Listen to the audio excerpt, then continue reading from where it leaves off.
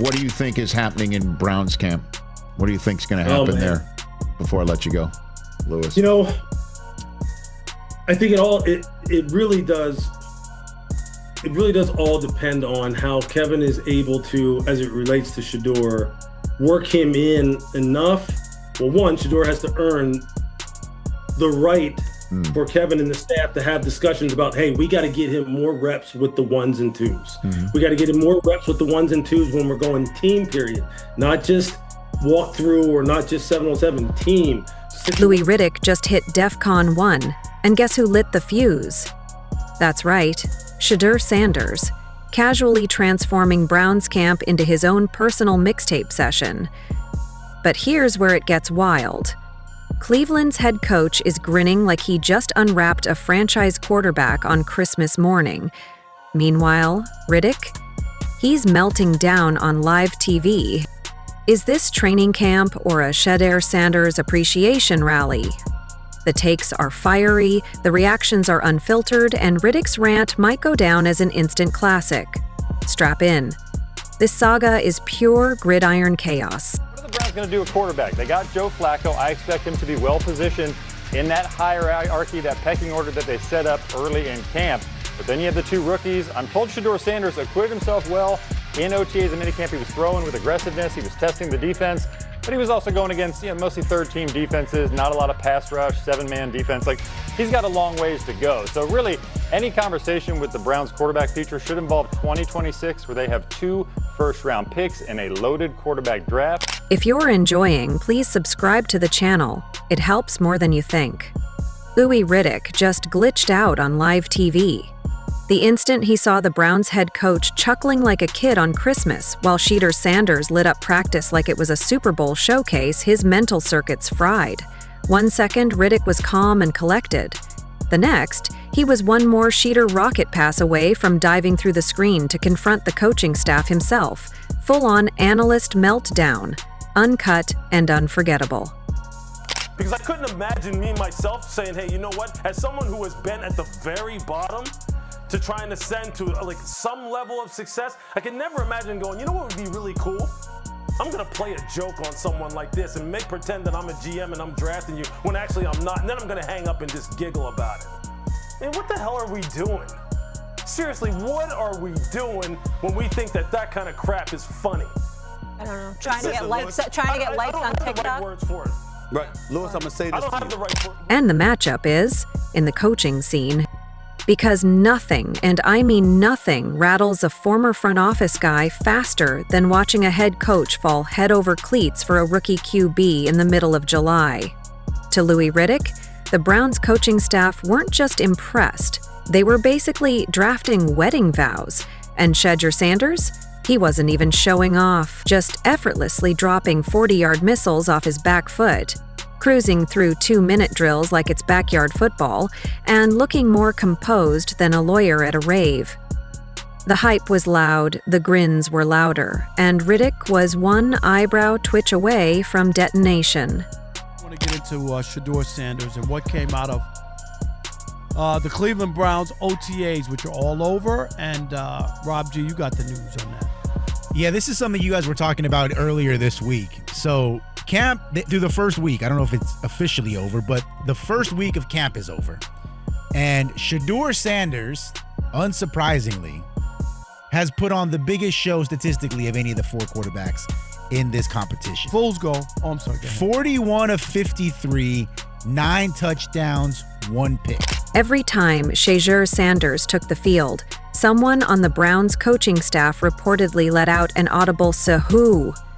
That's how deep the obsession runs. It's practically a chorus at this point. And then came the tipping point.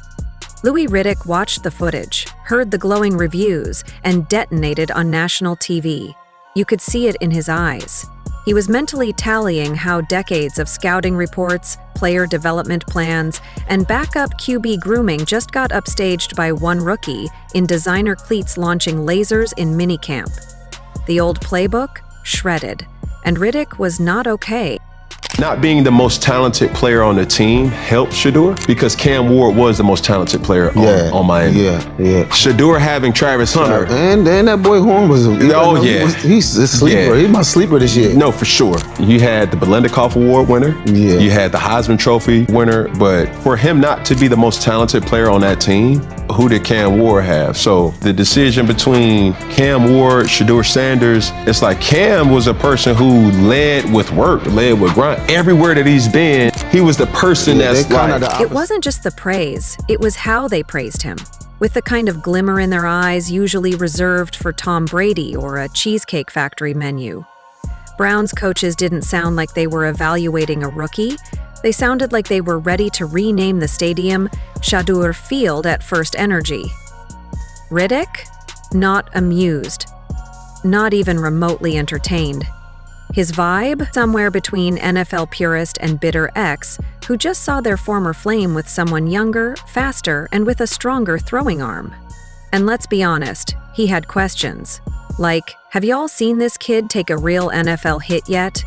Or, are we just gonna crown him before he even signs his rookie Madden rating? But more importantly, did the Browns forget what year it is, or are we just speedrunning the quarterback savior cycle again? The last time Cleveland gushed this hard over a quarterback, they were ordering Baker Mayfield jerseys in bulk and planting flags in midfield. We all know how that fairy tale ended. More sacks than touchdowns and more commercials than playoff appearances. But now here comes Shedeur, armed with his father's swagger and his own playbook of calm, calculated chaos, and the entire Browns staff is acting like they found a cheat code. They're out there pointing at practice footage like it's the Zapruder film. Slow motion spirals, tight window throws, perfectly placed sideline dots. It's giving franchise fever, and the coaches are fully infected. Which, again, is where Louis Riddick lost it. He has to earn that. Kevin has to figure out a way to do that. So then you can reasonably assess what you have in him compared to Dylan Gabriel, compared to Kenny, compared to Joe Flacco. If you don't, then the conversation surrounding him is going to continue to be what it's been, which is, but for some people, he was overhyped all along. He's not that great of an athlete, doesn't have a big enough arm. There's a reason why he was a 5th round pick, blah, blah, blah, which I don't believe. I believe if he is given enough reps, earns enough reps, and then is given enough reps in meaningful situations, he can throw the ball just as good as Joe, if not better, just as good as Kenny, if not better. Because this man didn't spend decades in the NFL ecosystem just to watch a team lose their grip on reality over a few eye-popping minicamp reps. Riddick looked like he wanted to yank the mic off his suit and fly to Cleveland just to remind everyone, it's still training camp. There are no pads, no real pressure, no angry linemen trying to turn quarterbacks into pancake batter. But try telling that to Browns coaches, who were apparently drawing up plays on napkins at dinner, whispering about Shedeur packages like it's some forbidden sorcery. These guys weren't evaluating, they were fanboying hard. And the cherry on top? The Browns' current quarterback depth chart didn't even flinch. No side eyes, no fake injuries, just a quiet acknowledgement that Shedeur was cooking, and no one wanted to be the next viral clip getting torched in a 7-on-7 drill. At one point, a defensive back reportedly pretended his shoelace broke, just to avoid lining up against him again. Another allegedly offered to switch to special teams just for the week. That's the kind of energy Shedeur brought. Disruption so real, it had grown men reconsidering their careers. So when Riddick started melting down, it wasn't because Shedeur was bad. Oh no, it was because he was too good, too early, and the Browns were acting like they'd just found football's lost messiah hiding in plain sight. Point though, Rob, and this may be a little bit of foreshadowing. And this is it, Ryan. Here's the big key, okay? Here we go. He never took a single rep with the first team. There are people, Ryan, already crowning him as he's going to be the starter this year. I don't know how you don't work with the first team, and I know there's training camp still to come, after, coming up in July or whatever. But that didn't sound like it's only practice. If the coaches easily could have given him some reps against the starters, right? The number one starters and whatnot on the team, Rob G. And you have to understand, Riddick's whole brand is based on discipline, development, and respecting the process. Watching a franchise known for quarterback chaos skip the boring parts and go straight to the coronation ceremony? That's like watching someone make toast in a microwave. Technically it works, but also, what are we doing? He couldn't stomach it. He couldn't blink it away. He just sat there, hands clenched, listing off all the quarterbacks who once got this kind of buzz before becoming nothing more than trivia answers and practice squad legends. He practically begged the Browns to put the glitter pens down and let the kid breathe. But the Browns? They're not listening. They've got Shedeur throwing no-look darts like it's a TikTok challenge. And the coaching staff is out here smiling like they just won the lottery and a free trip to Disney World. At the same time, one coach reportedly said he hasn't slept since that Tuesday scrimmage because the film keeps playing in his dreams. Another allegedly showed up to a press conference wearing a pair of Shedeur's custom shades, reportedly.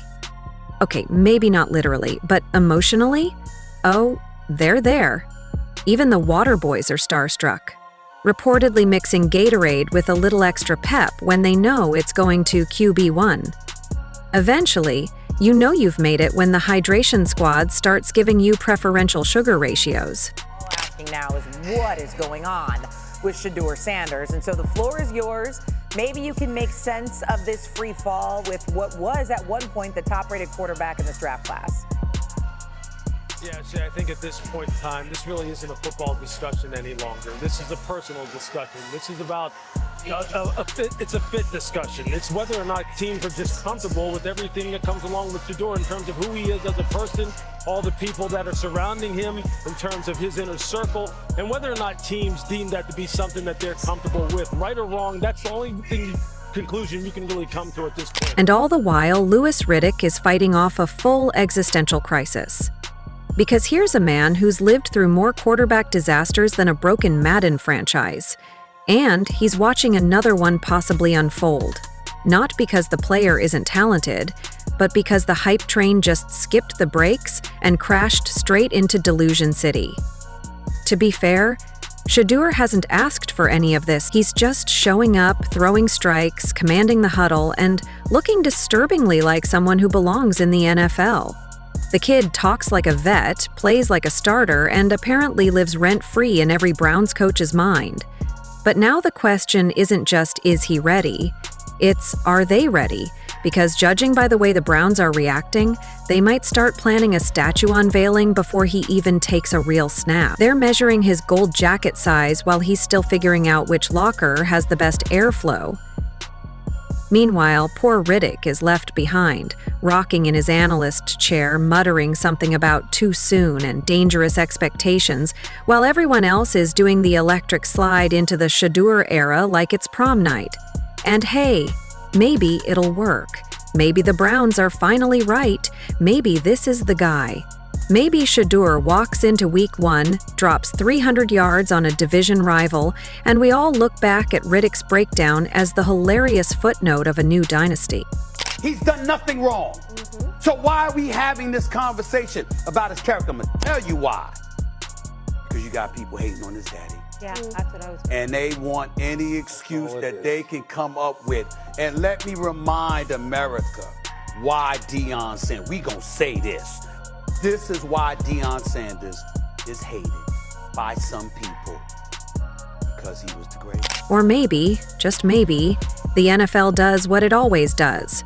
Punches every Cinderella story in the teeth until only the toughest fairy tales survive. And when that moment comes, we'll see if the Browns still look at Shedeur like he's the answer, or if they suddenly start calling plays like they lost the cheat code. Either way, someone better keep Louis Riddick away from the game tape. Because if Shedeur drops another highlight this week, we might need to get this man a therapist and a fire extinguisher. And just when you think it can't get more ridiculous, cue the analysts. The same folks who said Brock Purdy was a fluke until he started breaking scoreboards. The same crew who dismissed Lamar Jackson as a running back with dreams. Now they've locked in on their new favorite target, Shedeur Sanders, the guy who could throw a dime through a keyhole blindfolded. But apparently, That's not good enough unless it comes with a Harvard diploma and a last name like Manning. Because every time Shedeur drops a perfect pass in stride, someone on television finds a way to turn it into a negative. Great throw, but let's not forget it's just practice. Or the classic, he's talented, but let's wait until he plays real competition. Translation? We're going to move the goalposts until this kid either wins a Super Bowl or physically walks on water, whichever comes first. I just see a league, though, that goes ahead and takes people with red flags like it's an amusement park about things that you wouldn't want to touch somebody with a 10-foot pole, but we'll take that person because they're really talented. Well, and in this case, what? Let me push back on that. Badly because let me push back. He didn't. Okay, go for it. I would just say quarterback is different. Once you get past the point where you're drafting for a starter and you're drafting for a backup, now that red flag or issue becomes a story and a narrative, and now the camera and the microphone is in the backup quarterback's lap. These analysts could watch Shedeur launch a 50-yard missile while tap dancing on a flaming hoverboard, and they'd still go, not sure that'll translate to Sundays. It's almost impressive how consistently they downplay anything he does right. He reads defenses like a seasoned vet, controls tempo like a metronome, and moves in the pocket like he's been doing it since birth. And yet, well, we need to see him against a real blitz package. Oh, please. They'll say he's got potential, as if that's not just a backhanded compliment with a fresh coat of doubt. They say it with that condescending tone that sounds like they're handing out trophies at a preschool spelling bee. As if Shedeur hasn't already faced more pressure and more eyeballs than half the league's journeymen combined.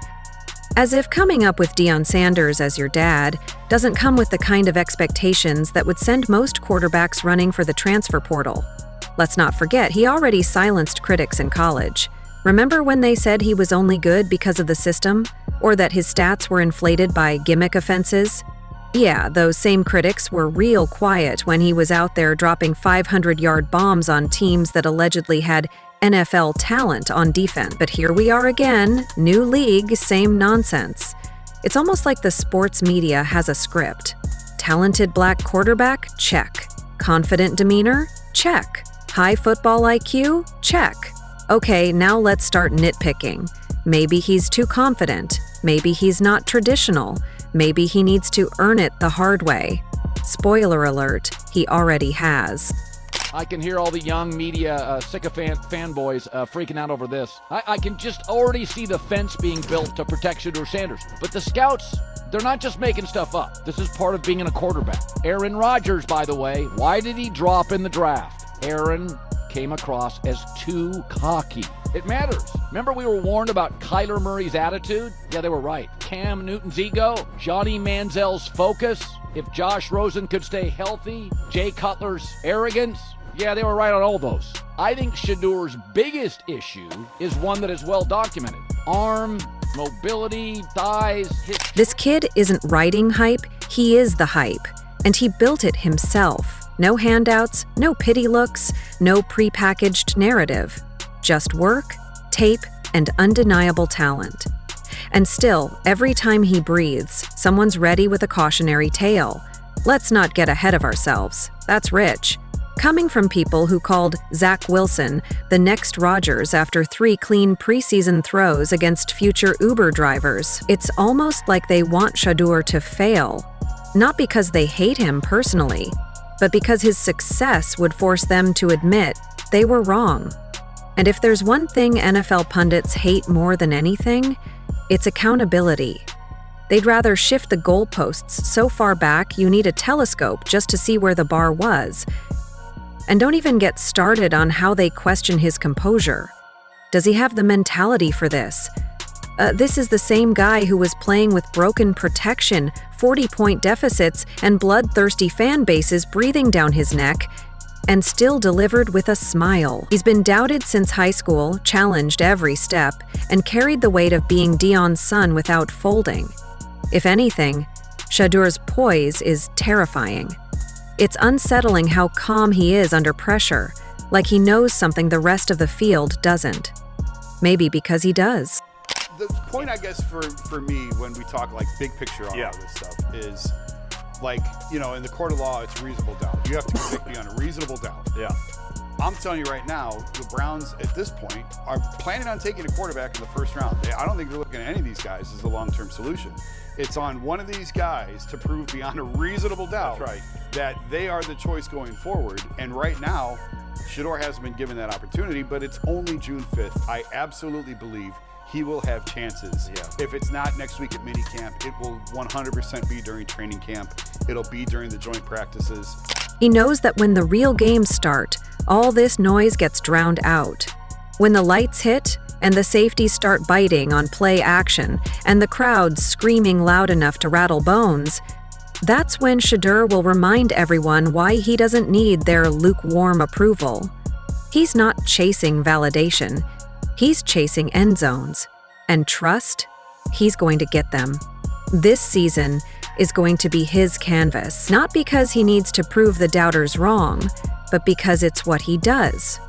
Ball out, shut up the noise, smile while doing it. That's the real problem for the analysts. He's not just talented, he's confident. He doesn't wait for permission to shine.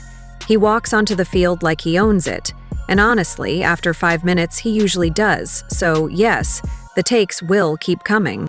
The snarky segments, the nitpicks dressed as analysis. But here's the thing. When Shedeur finally hits that field in week 1, none of it will matter. Not the talking heads, not the hot takes, not the endless qualifiers, because there's a throw coming, a tight window in stride, soul-snatching rope. That's going to make all that criticism look like a comedy sketch. And the best part? He won't say a word. He won't need to. His game speaks loud enough. They're going to say he's only good because of his name. They're going to say he hasn't faced enough adversity. They'll say his sample size is too small, or that he doesn't fit some arbitrary mold.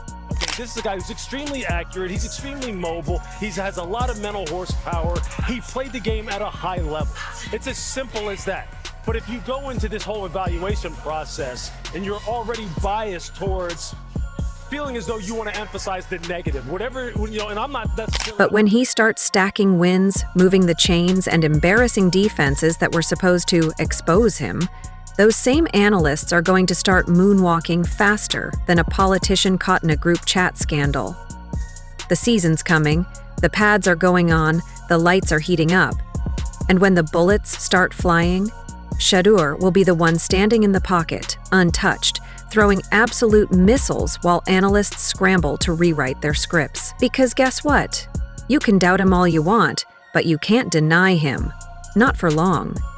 So go ahead, keep underestimating him, keep hedging your praise. Just know that every word, every segment, every snub, it's going in the vault. And when he breaks out for real, the receipts will be paid in full, with interest. And that's not a hope, that's a promise.